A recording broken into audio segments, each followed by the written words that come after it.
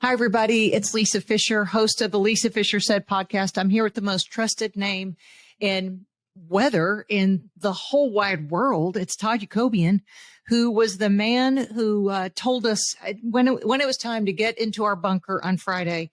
And Todd, we're going to talk about last week. But first, we don't want to bury the lead. Give us the forecast for tomorrow. People are extremely anxious with PTSD, and I don't say that lightly. I'm saying extremely affected by Friday storms. And in central Arkansas, do you think we're in line of another of these storms? You hit the nail on the head when you said PTSD, because I saw so many people this weekend and talked to so many. That's exactly what it is. Mm-hmm. And what I have been telling them is do not panic, because I've never seen a tornado hit place get hit again just a couple of days later. I've never seen that. I can't predict exactly what's going to happen, but we think that tomorrow, late afternoon, especially into the evening, Western Arkansas may have a couple, 2, 3 storms become strong, potentially severe. The greatest threat will be west and north of the metro, but we can't discount it entirely in the metro. And then there will be a line of storms after midnight, which moves from west to east across the state and may arrive in the metro around daybreak Wednesday morning, and some of those could be strong, potentially severe. So there's kind of a couple rounds that we're waiting for. This is going to be different, and it's a powerful storm system, but the timing is much different than the last one, and you have to have a way to get warnings at night. No weather radio or the KATV weather app. Well, that brings up the problem I think a lot of us had on Friday. As the storm was approaching central Arkansas, we were trying to get KATV on our devices, all of West Little Rock, all of our internet, Wi-Fi, cable phones went out. Yep. So it was because people were texting me saying, Todd just said it's on the ground, get into a safe place. Will the NOAA radio then be the thing that gets us through that, if with batteries, that we would weather a storm? Absolutely. You need 2 ways to get warnings, and NOAA weather radio. Okay. Absolutely. That obviously works off of a radio. You have to make sure it's battery powered, because if you lose power, you got to have the battery take over. Make sure you got a fresh 9-volt battery or whatever it is in there. But yeah, the NOAA weather radio will sound an alarm, and it only goes off for your area when you get put under a warning. And the same thing with the KATV weather app. So I have that backup too. Yes. And I have the same problem. I couldn't send texts to everybody. I know. For a while. That was, I think, the frustrating part, because we rely so much on our devices and to communicate, and we couldn't get warnings out, or we couldn't tell people I'm safe. I think that was very frustrating for a lot of families who were checking on elderly or their children. Is everything okay? And they were probably trying to say everything's fine. Not always, but we couldn't get the message out. Now, let's talk about Friday storms. I know Melinda had said Friday morning, because I heard her on the radio saying, be weather aware today.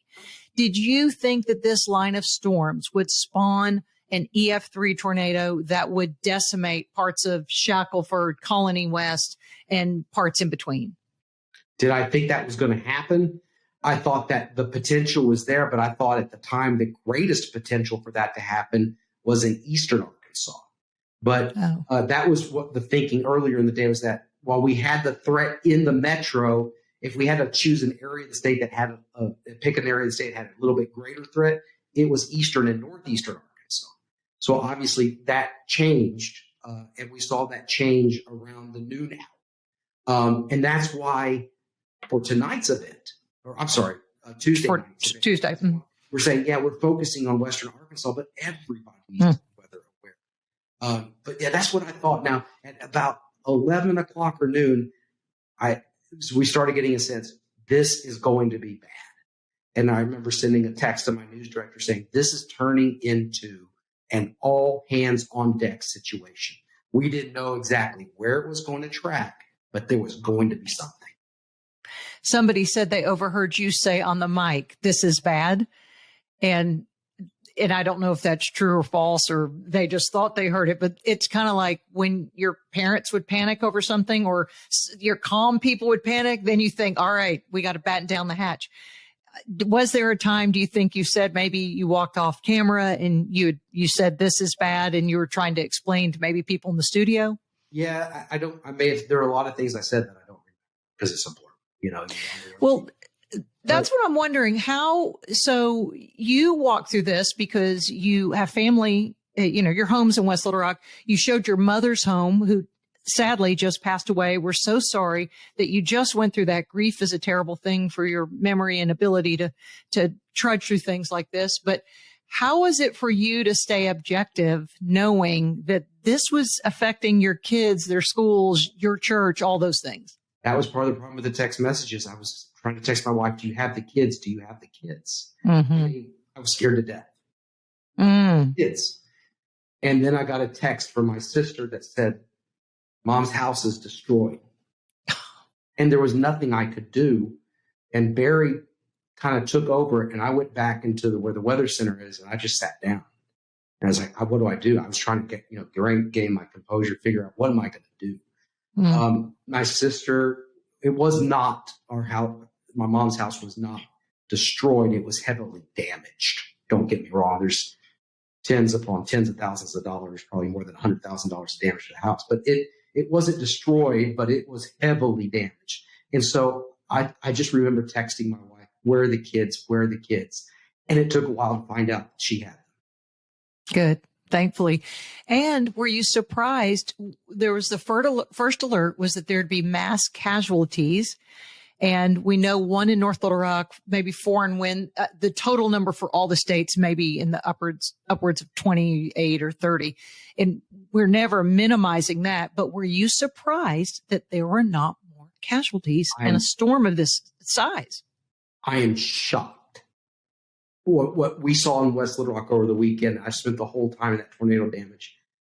That's what a lot of people are saying. How didn't somebody get killed in this? Yeah. That is the miracle beyond miracles.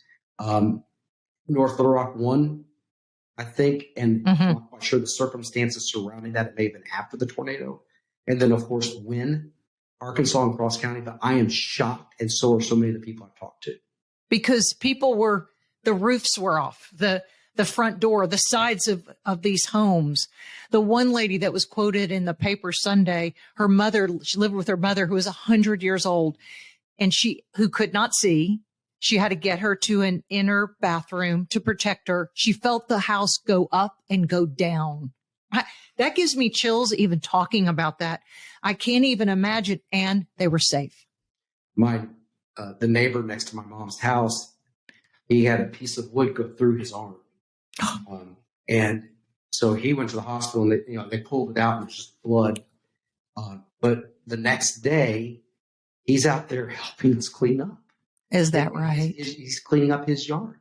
He's got a sling, and his arm's all bandaged up, and he's out there cleaning up with a piece of wood right through his arm. Unbelievable. The other thing that shocked me was the video that was facing west on Cantrell next to the Purple Cow. It may have been a kitchen and tile store. Right. And the people are trying to hold the door close, and they were showing that it looked like a storm. You know what the skies look like in a storm. It's dark and cloudy, but all of a sudden debris was everywhere. When did the rotation pick up for that to become a tornado? Is it just a storm and all of a sudden, poof, it's a tornado? This storm started just west of Hot Springs. And it possibly put down a tornado there, a very small one, north of Hot Springs. And we said when we saw that there was nothing impeding it on its way to Little Rock. And so we said when it was in Hot Springs, this is coming from Little Rock. And then that rotation was not that strong. It was tornado warned.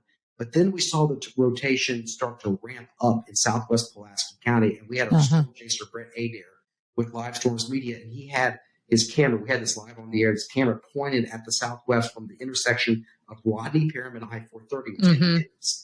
And we saw it come over. It was hard to see on TV. But then he saw the debris right when it touched down out there towards Parkway Place, Canis Road, Cooper Orbit. That area. He saw it picking up the debris, and then that just carried itself all the way over to Cantrell Road. And it was obscured because that person in that building, they couldn't see it because the building pavilion in the park, those trees were obscuring the line of sight. Well, past tense. I mean, if you've been there, driven through Cantrell now, it's wiped out. There's an incredible story of a gal who cut through Reservoir Park because her parents live on Rainier. It's a little street kind of in Leawood. And she was cutting through because that's how she was dropping off the groceries, because she said, I left Maw Mill and it was just raining. And she goes, it really wasn't raining. It was just a storm. And she said it was one of those things that she felt the tap on the shoulder. You know, the Lord said, get out of the car in the rain. I mean, she said it wasn't raining yet. The trees were flying out of Reservoir Park. She said, I've never seen that, where trees are pulling up. She got out of the car, ran behind the utility building there where the city keeps some equipment. And that's when she saw her car get, I don't know if it was picked up and dropped, and it was totally, I mean, obviously can never be driven again. But then she was stranded in Reservoir Park. She said, a quarter of a mile from where she grew up for 40 years. She said, I couldn't even walk there because there was no street. There were no roads anymore. The way it happened so quickly. And I said, well, did you see the funnel? She went, no, I just saw the trees coming out and I knew something wasn't right. What would you do if you were in a car? It depends. The situation is different. If you're in a car and you see the tornado that's there, get out into a ditch. Do get out? Okay. Get into a ditch. Now, because the thing is, you want to protect your head from flying debris. Oh, got it. But if you are in a car and there's a tornado and it's in the distance, drive the other direction, in the opposite direction of what the tornadoes, you make a 90-degree turn and go another direction. If you can, only if you can, or find a sturdy building, or get out and find a sturdy building if you have time. Okay. Business or something, find a sturdy building. I guess that's what she did. How do you know on radar?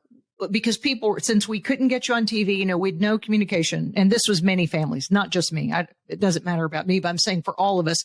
How did people know? They were texting me saying the tornado has touched the ground. How do you know by watching the radar that the tornado has touched the ground?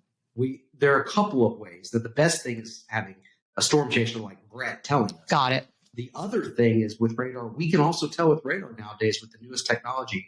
I'm not going to get into the weather heat part. It's called dual polarization. But okay, I trust you.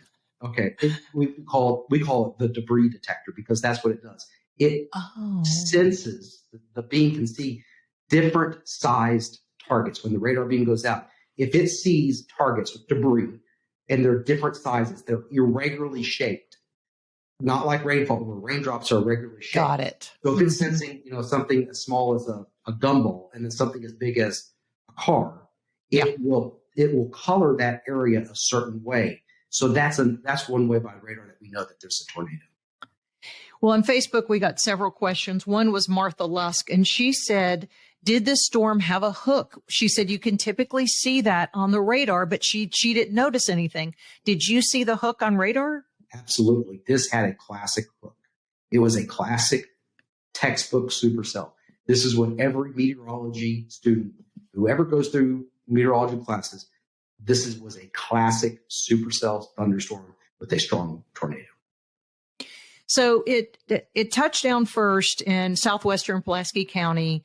It was going, in that direction toward, Kamak Village, Foxcroft, Kamak Village. Then it scooted over. Was that North Little Rock and Sherwood? Yes. North Little Rock and Sherwood, yes. And it was on the ground. And then did it pick up steam and then go out to cross the state and go to Wynn? I think that's the same storm that did affect Wynn. Yes. And so these supercells are cyclical. Don't quote me on that because I haven't gone back and looked at the full radar. Right. But they're cyclical, meaning it'll put down a tornado like it did in Hot Springs. Yeah. Put down a weak tornado and then it stopped. And then it put down a big tornado in Little Rock and then it stopped. And then it put down another big tornado. So we look at it on the radar, this is weakening now. Oh, it might be just for the time being, but it's going to produce it again. So those are cyclical supercells, and that's what we have. For it to be an EF3, that's based on wind, right? It's a damage rating scale. Got it. It's a damage. So they go out and they look at the damage and try to figure out what the wind speeds were based on the damage. And what they could find was a high-end EF3, which is 165 miles per hour near the intersection of Breckenridge and Shackelford in the Willamette Valley. it was only 1 mile per hour away from being a 4. Oh, I see. Mm-hmm. So the wide swath of the storm, that it looked, when the videos of the storm chaser and others that we've seen when people are at Baptist Hospital or whoever was facing west, I don't know if it was his, and you could see the sky. It looked like the entire sky, the screen was filled with a storm. Mm-hmm. Does that, I guess that makes it more powerful than those little skinny funnel clouds. Well, skinny tornadoes can do a lot of damage too, but what you saw in that particular video was what's called the mesocyclone, that dark cloud that was huge. Yes. You saw it was dark, and then it went down into a tornado. And that's obviously the tornado. So that's the mesocyclone, and out of that comes the tornado. That's the wall cloud. Somebody say, the wall cloud. Yes. Most people are familiar with calling it. That's the wall cloud, and then the tornado drops down. You surveyed the damage with people. I mean, it's hard to get around Little Rock right now, just out and about, because, this is what I realized today. Life goes on. Kids went back to school. People went back to their jobs. Yet Little Rock is still a mess. There's very difficult to communicate with maybe different businesses or your home. People still aren't, Entergy has said that they're not going to have any electricity maybe till Friday or Saturday. I mean, they are working all over town. What can you tell people now that you would advise them? Stay home, quit rubbernecking, let people do their work. Here's what we need everybody to do, Lisa. Because of the threat tomorrow night, there are a lot of people that do not have electricity. They do not have power. So if you know anybody in those affected areas that are still there without electricity, you need to let them know there's another threat for severe weather. That's what we've got to really focus in on. That's what you need to do. I forgot the rest of your question. I'm sorry. Oh, that doesn't even matter at that point. I mean, because you're right. The pressing need, the lead is that we do have a threat of severe weather tomorrow. We are all weather aware, but the people who don't have electricity you need to communicate. I know yesterday at my church, they were telling ways to serve the community. A lot of them said we don't need clothes, but we do need garbage sacks. We need boxes. I'm posting show notes under this that you can reach out, of course, to KATV and other places, how to help. And if anyone wants to add that, Governor Sanders' office has federal resources, shelters, because this is what people need, a shower. They need to charge their devices. Absolutely. People being reunited with their animals.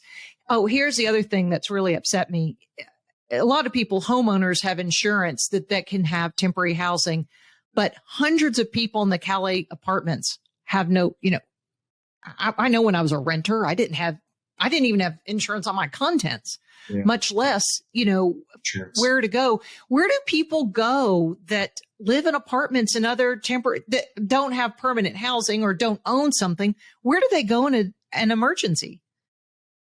That's a great question, Lisa. I don't have the answer for it. I wish I did. I'm supposed to be able to provide answers. I hope they have friends. I hope they have relatives. Me too. Me too. I know the community. I know that there are churches. Let me tell you something. Church yesterday on Sunday was not in a building. People attended church by going into these tornado ravaged areas. That's where church was yesterday. I saw more people from churches than I saw tornado victims.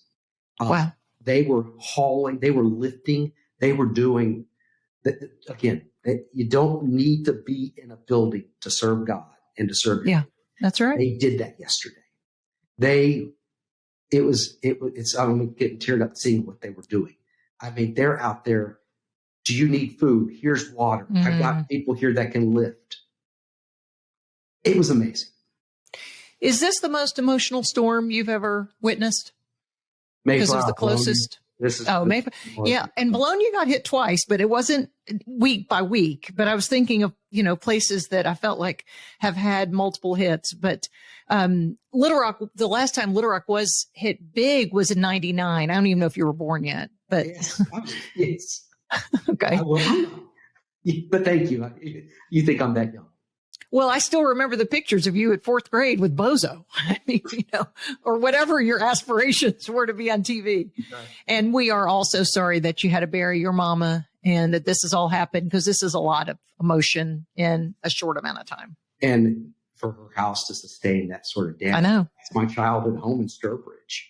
I know. It's, I kept telling my sister, there are others that have it way worse than we do. Yeah. But still, it's a part of you. That was Yeah, that was a part of you a month ago. Well, I know you've got to get on the air at 5:00. We'll be watching those of you that can charge your devices, Red Crosses, shelters, like we said, churches, other areas. And God bless you, Todd. Thank you. If you want to run for office someday, I think you have a contingency. According to Facebook, you are beloved. Not going to do it because that's the quickest way to alienate people. Yeah, that's exactly right. That's exactly politics, which is bad. Exactly. I'll just stay doing the weather. Well, you do a great job. Thank you for being here and doing this. Thanks, Lisa, for having me.